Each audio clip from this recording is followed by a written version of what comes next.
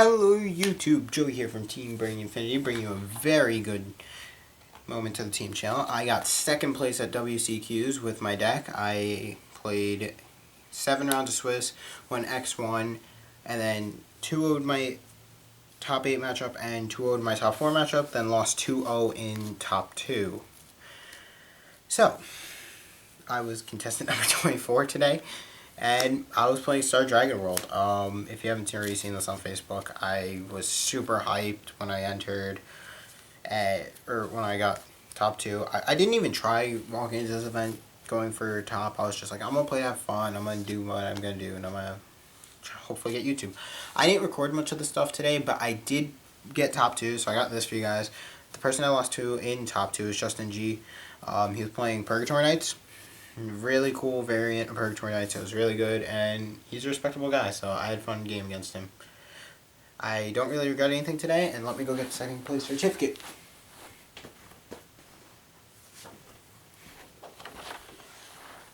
Here it is, second place certificate. So there you guys know I'm not lying or anything. Like, Dex got 4th. I don't know if we showed it on camera, but I did record his deck profile. I recorded Don's, which was top 4. We got a bunch of profiles for you guys, so hopefully you guys like those, and a bunch of stuff coming up. This is coming up first because it's requested update deck, it's my second place deck, it's just a lot of things in here. So yeah, let's jump straight into it. My buddy was Rainbow Vision Shadow Scare because I didn't have a 5th Star Guardian Jackknife pretty much, and that's the other 4 I play, and I play for Star Dragon World. My monsters were 2 Dragon Arms Winchester. This card was amazing today. I destroyed 7 items, 3 per each danger game I played, or 3 in both my danger matchups in Swiss, and then 1 in top 8. So when he's in the soul of a Neo Dragon, basically what he does is if the Neo Dragon does damage, I get to destroy an item, and he has Cross Knives. He's 3-2-1. 2 Dragon Arms Cavalier. This is probably one of the best Dragon Arms in the whole deck today. 4-2-1 Cross Knives, and he gives Penetrate to the thing he's in the soul of. Really good. I reduced 4 Vogel to 3 because I needed space. 4-2-1 again gives it move. Really important. I might switch this in Cavalier or this in Winchester, because these were really important today. For my buddy, 6-2-1 Vanilla. That's it for the size 1s. We play 11 size 1s. So yeah. The size 1 was really consistent today. I was glad with what I got. There were a couple moments I wanted certain cards, but yeah, it's just part of not being able to get what we want. So gotta keep playing and moving along. Then we played 2 Demon Blaze Maxwell. I decided to keep this in at last minute because I was like, you know what, it popped something. It's good against the register matchups. It's 3 critical. It's got 6k power. It had a lot of merits, but I barely played it. But I would still keep it because it's important against those matchups that you do play it against. Whether it's main or sideboard is something I'd consider. 2 Elder Cannons because extra critical matters. It's 4-2-5 and never summon this thing once. Basically, I just used it for its effect, where if it's in Soul of a Neo Dragon, that monster gets plus 2,000 power and a critical. I pretty much used it in Greasing and Jack all day. A really good card. Just leave that number. 3 Photon Crown Geo Corona. It's a standalone Neo Dragon, so it's 5-2-5 and it went. Just feel gives you a gauge. You need it because gauge, and also standalone monsters that you call for free. And then we play 4 copies of Star Guardian Jackknife, probably the first MVP of the day. There were 3 cards that I'd call MVPs today. This was the first one. 5-3-6. When he answers this, he has 1 gauge call cost, and when he enters this field, you put a monster and you drop it into the soul. So that's how you set up a lot of things like Elder Cannon or Winchester, Cavalier plays. You charge them, then first turn you call them, and it makes it really good. And I ended up getting this card to 10k defense at one point, and I'll explain that later. Actually, I did it twice, so... Well, I almost did it twice, but a lot of the times it was 8,000. It was really good. So that's it for the size 2s. We play 11 of these.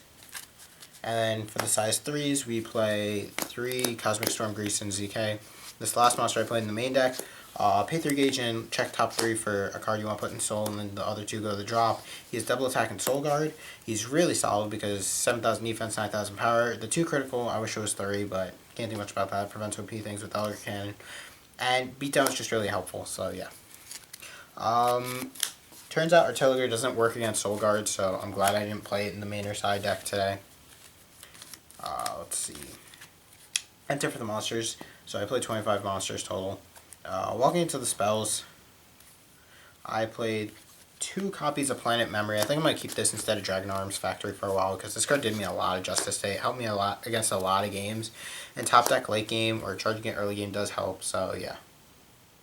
And just draw 3 is OP compared to the Dragon Arms Factory. 3 copies of Bear Call Bullet. I would definitely keep 3 in the main and side the 4th if you play a 4th in the side, because popping things with defense, low defense is great, but I might take the sideboard out for a Tembu in the side. This card's ridiculous though.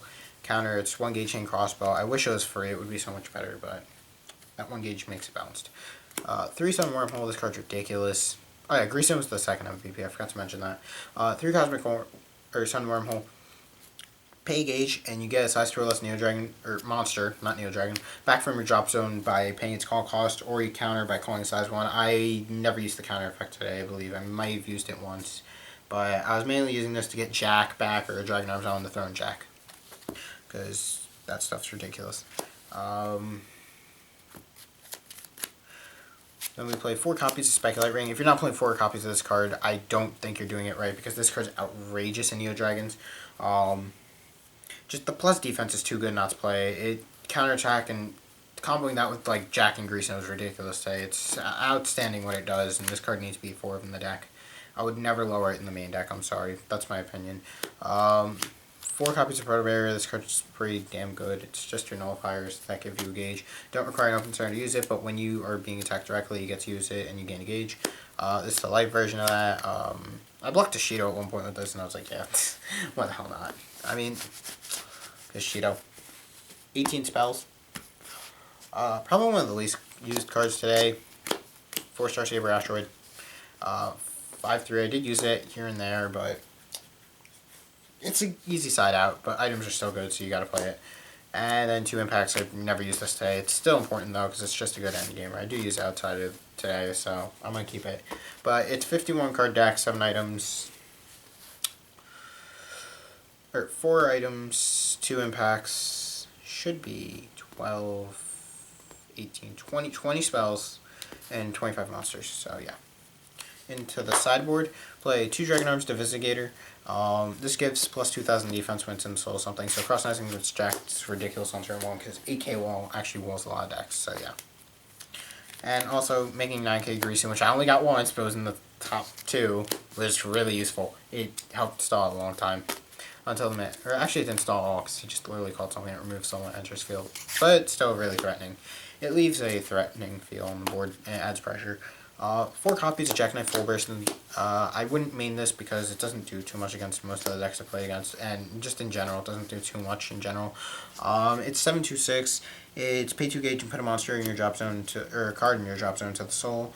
And he has the counter ability of act, pay 1 life, and if you do, you destroy a monster with 4,000 or less defense on the field. Or power, not defense. Power. That's why it's important. If it was defense, I would have sided this a lot more, but it wasn't. It was power, so the only thing I really sided against today was Dungeon. Then it was still useful, but I would definitely sideboard the 4, maybe 3, but I would never take this out of sideboard. It's definitely a sideboard card. 1 extra Bear Call Bolt. This thing I'm thinking about switching for a Tembu. This is the only card I don't have an oversleeve for, so yeah, gotta get in one of those. Bear Call Bolt's just the 4th one. And then 3 Shining Rain for things like Ein, which I never played. Dungeon, I guess I could have, but I forgot. Plus I really didn't need it. I wasn't afraid of mission cards or anything. Purgatory Knight sided against Gi to prevent things like Abyss Symphony and Forever. I sided against Ancient World both times I played that, because Rise and Fall makings, I know the makings, that was really useful in top 8 or top 4. But yeah. So that's that. Round 1, I 2-0'd Dungeon. It was weird Dungeon mix variant. Round 2, I played against Dungeon again. I 2-1 that one because game 2 I lost to just losing card advantage. Game 3, I won because Greason's ridiculous. Game 4, I played against, no, round 3, I played against Thunder Knights and John Muir. I ended up being John Muir in game 3 due to a Dragon Knuckle ruling where you couldn't activate more than once in battle, which I knew, but he thought you could because he misheard from someone. So that cost him the game in the end.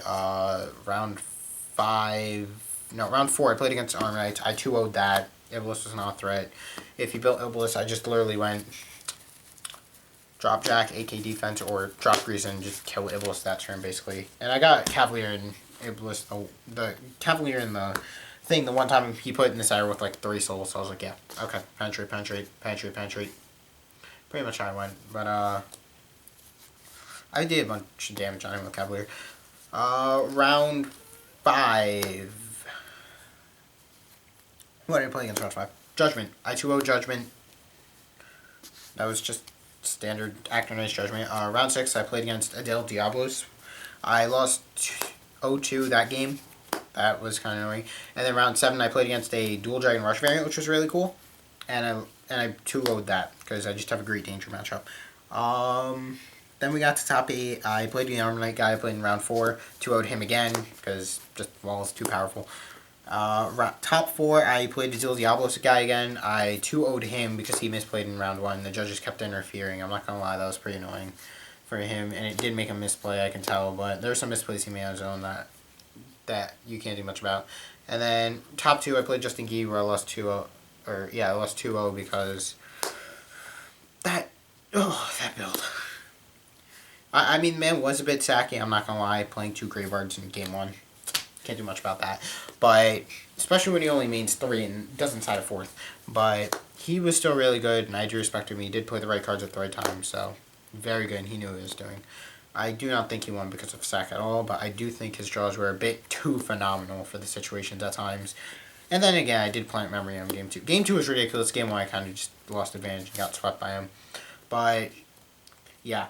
That's it for the Star Dragon World Deck Profile. Hopefully you guys enjoyed the video. Don't forget to like, comment, and subscribe for more Buddyfight content. We have a bunch of WCQ stuff coming this way. Thank you for watching. Joey from Team Burning Infinity signing out. Peace.